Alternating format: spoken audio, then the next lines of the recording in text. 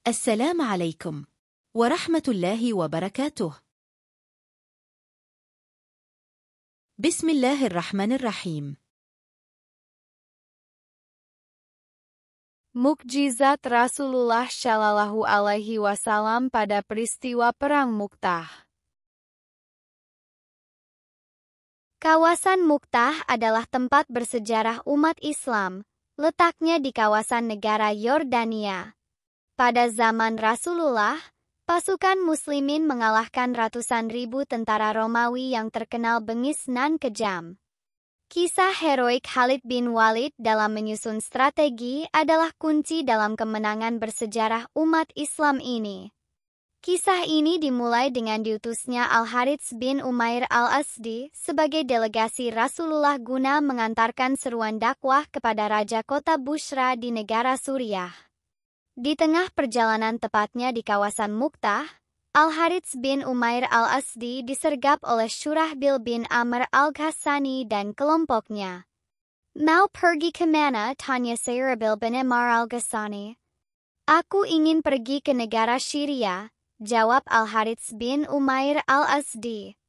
"Jangan-jangan kamu adalah utusan Muhammad?" tanya Syurahbil bin Amr Al-Ghassani dengan ketus.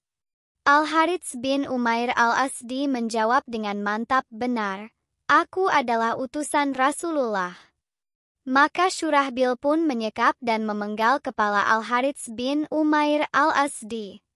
Kabar kematian yang memilukan ini pun sampai di telinga umat Islam kota Madinah. Para sahabat sangat marah dengan datangnya kabar ini. Setelah sholat zuhur berjamaah, Rasulullah pun mengumpulkan seluruh sahabat serta menunjuk daftar panglima perang di antara mereka.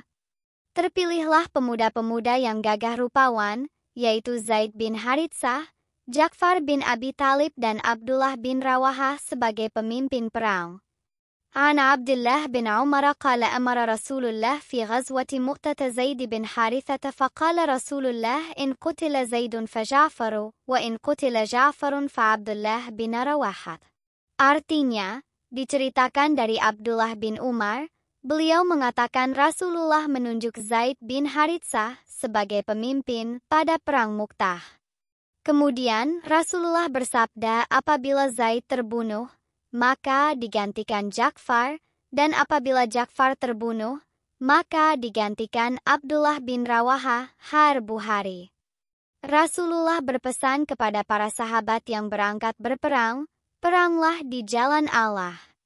Bila kalian mendapati orang-orang yang beribadah di kuil-kuil mereka, maka janganlah kalian ganggu mereka. Janganlah kalian membunuh perempuan, anak kecil, serta orang yang lanjut usia. Janganlah kalian merusak pepohonan dan janganlah kalian merobohkan rumah-rumah mereka. Berangkatlah 300 umat Islam dengan gagah berani menjamah medan perang. Rupanya, hal ini membuat Heraklius, Raja Romawi ketakutan. Heraklius pun mengumpulkan 100.000 prajurit Romawi dari berbagai daerah. Tak hanya itu, ia juga mendapatkan bantuan 100.000 prajurit dari suku-suku Nasrani di sekitar Jazirah Arab. Tentu, hal ini membuat gusar hati sebagian prajurit umat Islam. Sebagian prajurit mengusulkan, sebaiknya kita kabarkan dahulu kepada Rasulullah atas jumlah musuh yang sangat banyak. Mungkin saja Rasulullah menyuruh kita kembali atau Rasulullah akan mengirimkan bala bantuan dari kota Madinah. Wahai para prajurit, demi Allah tidaklah kita berperang dengan banyaknya jumlah, senjata, ataupun kuda tunggangan, tetapi kita berperang dengan agama yang Allah telah memuliakan kita dengannya. Seandainya kita menang, maka itulah yang telah Allah dan Rasul-Nya janjikan untuk kita. Seandainya kita kalah, maka kita akan bertemu teman-teman kita di surga, ujar Abdullah bin Rawahah menyemangati para prajurit umat Islam. Al-Waqidi Muhammad bin Umar Al-Maghatsi, Beirut, Dar al-Alami, 2004 Juz 2, halaman 759. Peperangan pun terjadi dengan sangat sengit. Tak lama kemudian Zaid bin Haritsah roboh dengan banyak anak panah menancap di sekujur tubuhnya. Kemudian, Ja'far bin Abu Talib datang mengambil bendera perang dari Zaid bin Haritsah. Dengan gagah berani ia maju seraya mendendangkan syair. Ya habbadhal jannatu waqtirabuha tayyibatan wa baridan syarabuha. Artinya, sungguh indah sekali, surga telah mendekat kepadaku. Iya, surga sangat indah serta sangat sejuk airnya. Maka, Ja'far bin Abu Talib memegang erat bendera perang di tangan kanannya. Sayangnya, tangan kanannya putus ditebas musuh. Kemudian, Ja'far bin Abu Talib memegang erat bendera perang di tangan kirinya. Sayangnya, tangan kirinya juga putus ditebas musuh. Maka, Ja'far bin Abu Talib tetap mempertahankan bendera perang dengan lengannya yang masih tersisa hingga ia mati syahid.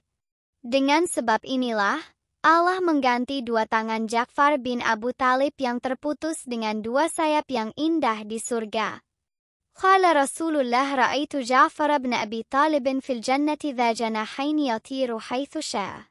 Artinya, Rasulullah bersabda, aku melihat Ja'far bin Abu Talib memiliki dua sayap, ia terbang kemanapun ia mau. Tabrani. Kemudian, bendera pun diambil alih oleh Abdullah bin Rawaha seraya mendendangkan sebuah syair indah.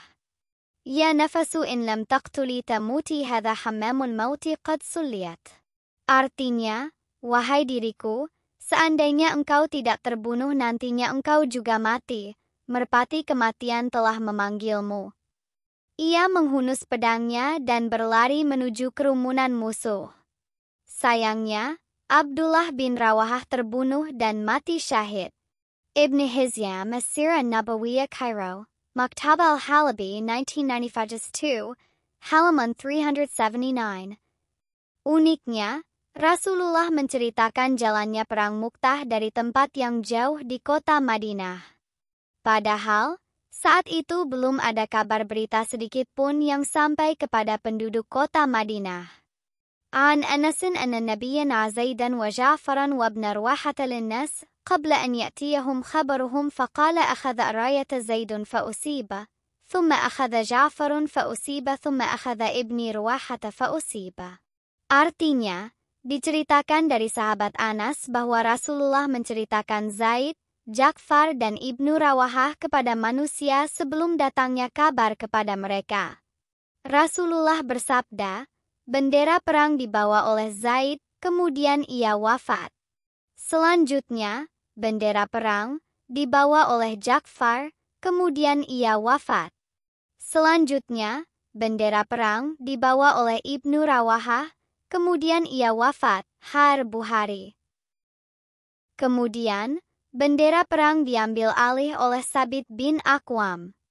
Wahai umat Islam, musyawarahlah terkait siapa yang pantas memimpin kita di medan perang, ujar Sabit bin Aqwam. Maka, berebutlah umat Islam mengajukan diri untuk meraih bendera perang. Kemudian, Sabit bin Arka mengatakan, ambillah bendera perang ini wahai Khalid bin Walid, demi Allah tidaklah pantas membawa bendera ini selain engkau. Diceritakan bahwa peperangan harus dihentikan sementara karena telah masuk waktu malam. Esok harinya, Khalid bin Walid membuat strategi baru. Ia mengubah pasukan di sayap kanan untuk menempati posisi sayap kiri serta mengubah pasukan di sayap kiri untuk menempati posisi sayap kanan. Selain itu, ia juga mengubah pasukan di barisan depan untuk menempati barisan belakang dan sebaliknya. Strategi ini sangat jitu karena membuat pasukan musuh menyangka telah datang bala bantuan yang banyak dari Rasulullah. Hal ini karena mereka kebingungan melihat formasi umat Islam yang telah berganti di medan perang. Akhirnya, umat Islam pun berhasil memenangkan peperangan. Al-Makrizi, Imtawel Asma Beirut, Darul Kutub Al-Ilmiyah Juz'i, halaman 340. Dari kisah ini kita bisa ambil pelajaran tentang semangat pantang menyerah dalam menjunjung tinggi agama Allah pasti mendapatkan pertolongan dari Allah sebagaimana yang terjadi pada umat Islam di Perang Mu'tah. Pentingnya merubah strategi dalam menghadapi sebuah permasalahan hidup. Kerja keras tidaklah cukup bila tanpa dibarengi dengan kerja cerdas sebagaimana Khalid bin Walid menyelesaikan peperangan dengan strategi cerdas. Pentingnya menyiapkan beberapa solusi dalam memperhitungkan suatu permasalahan hidup. Sebagaimana Rasulullah menunjuk beberapa panglima perang untuk mengantisipasi masalah yang terjadi di medan perang. Dalam kondisi genting pun, kita tidak boleh mengganggu umat beragama lain di tempat-tempat ibadah mereka sebagaimana nasihat Rasulullah kepada pasukan umat Islam yang berangkat perang Mu'tah.